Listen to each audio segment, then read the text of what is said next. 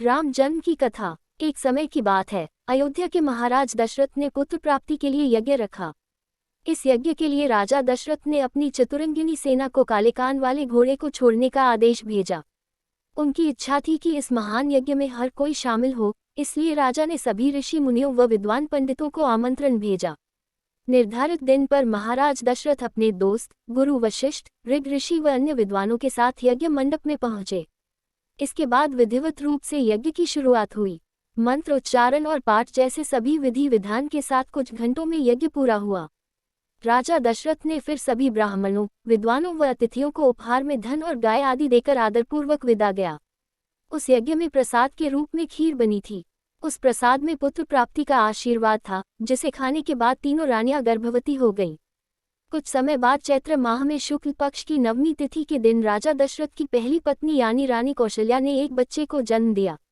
उस बच्चे के चेहरे में इतनी रौनक थी कि हर कोई देखकर समझ जाता था कि वह आम बच्चा नहीं है। इसी तरह राजा की दूसरी रानी कैकेयी ने एक पुत्र और तीसरी रानी सुमित्रा ने 2 पुत्र को शुभ नक्षत्रों में जन्म दिया। राजा दशरथ का महल और नगर 4 पुत्रों के जन्म से खिलखिला उठा। चारों तरफ आनंद और जश्न का माहौल था। पूरी प्रजा खुशी से गा व झूम रही थी। इस खुशी को देखकर देवता भी फूलों की वर्षा करने लगे। इस जश्न में शामिल होने के लिए कई ब्राह्मण भी पहुंचे और राजा दशरथ के बेटों को आशीर्वाद दिया। खुशी से झूम रहे राजा दशरथ ने ब्राह्मणों को खूब दान दिया। फिर अपनी खुशी जाहिर करने के लिए उन्होंने प्रजा व दरबारियों में भी धन, रत्न और आभूषण बंटवाए। समय आने पर सबकी मौजूदगी में चारों बालकों का नामकरण भी किया गया। महर्षि वशिष्ठ ने उनका नाम रामचंद्र, भरत, लक्ष्मण और शत्रुघ्न रखा। वक्त बीतता गया और धीरे धीरे ये चारों बालक बड़े हुए। इन चारों में राम अपने तेजस्वी गुणों के कारण प्रजा को अधिक प्रिय लगने लगे। अपनी प्रतिभा के चलते वो कम उम्र में ही सभी विषयों में महारत हासिल कर चुके थे।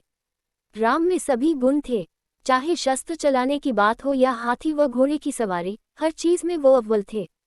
साथ ही वो माता पिता व गुरुओं का भी खूब सम्मान करते थे। उनके गुणों के कारण बाकी के 3 भाई भरत, लक्ष्मण और शत्रुघ्न भी उनसे काफी कुछ सीखते थे। जब भी महाराज अपने चारों पुत्रों को एक साथ देखते उनका मन आनंद से भर उठता था।